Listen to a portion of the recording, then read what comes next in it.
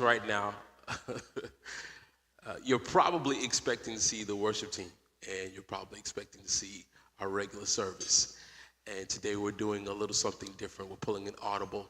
And so for everyone who's in the building, we're having a unplugged kind of family experience. But for our online family, we didn't want you to feel left out. So here's a quick message on behalf of the Catalyst family.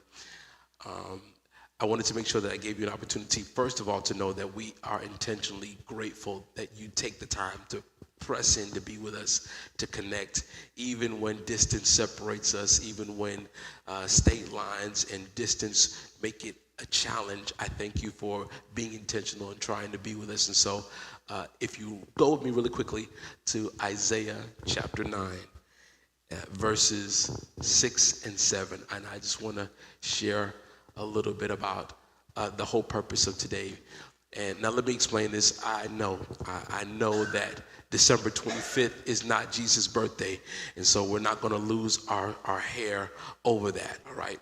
And yes, I know the origin of behind how we got to this date, how Constantine tried to make Christianity an opportunity for everyone to begin to worship Jesus, and so change some things around.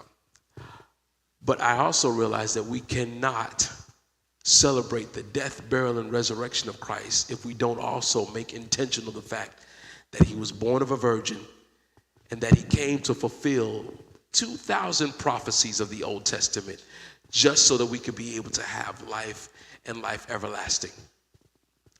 So Isaiah chapter 9, verse 6 and 7 says, "For unto us a child is born, for unto us a son is given, and the government shall be upon his shoulders, and his name shall be called Wonderful, Counselor, the Mighty God, the Everlasting Father, Prince of Peace.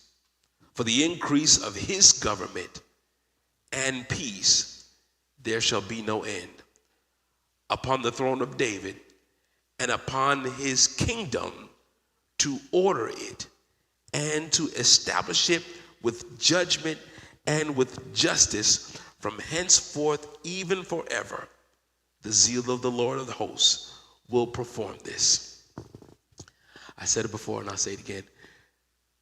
The Lord has always been interested in relationship. He's always been interested in making sure that we were reunited to him when sin separated us. There are two kingdoms. There's the kingdom of light and the kingdom of darkness. And you read right here, the promise of Jesus coming was not just to save us from sin, it was to save us from us. Now we can absolutely celebrate his death, his burial, and his resurrection, how he conquered death, hell, and the grave, how in his resurrection that we have life and life everlasting, that the promise that his Father made by saying, "I love the world so much that I give my only son," was so that he could be able to have sons and daughters, heirs and joint heirs with Christ. Ephesians chapter 1 lets us know that it is the Father's will to unite all things in heaven and in earth together unto his dear Son, which means when he says the increase of his government and peace, there shall be no end. When it says that he'll be upon the throne of David, reminding us that he is all man, but then also that upon his kingdom to order it and to establish it with judgment, means that he is a king, that he always was a king, and that he forever will be a king. And that at one point, every knee will bow and every tongue will confess that Jesus is Lord. Now, some people were looking for a conquering king, but he came as a humble king. He came as a king offering an option. When we see him again, he will be that conquering king. When we see that revelation version of him, we will see that Messiah that comes to unite all kingdoms. But right now, he's giving us an opportunity to surrender our kingdoms, so that the uniting of the kingdoms is us surrendering to him so he can be king over your hearts. In every man's heart is a cross and a throne. We can only be on one. If you surrender your throne to Christ and allow him to be that king, here is where Merry Christmas happens. And let me share what that means to me. The word merry means happy or joyful. But when we look at the word Christmas, it is a compound word. Christ, the first part, means anointed. He was the anointed one. The word mass means a gathering of people. So every time 2 or 3 are gathered together in his name, it is Mary, Christ, Mass.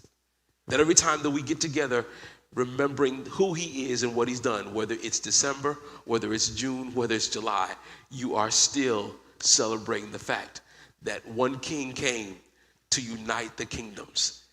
And every time we celebrate him, every time we talk about him, every time we share him with people, we are helping to make his kingdom greater. And so, if somebody wants to challenge you with, you shouldn't put together a tree or decorate it, let me explain something to you. The greatest ornament that ever hung on a cross was the broken body of Jesus Christ. That the greatest topper on top of a tree was a sign that said King of the Jews. That the greatest gift that was ever at the bottom of a tree was the blood of the Lamb of God. Yeah. Wise men still seek him. Fools act like he doesn't exist. I encourage you, be intentional. Find a way to celebrate the fact that virgin birth created an opportunity for us to be redeemed out of the sin so that we can be heirs and joint heirs with Christ. It's never been about us. It was always about him.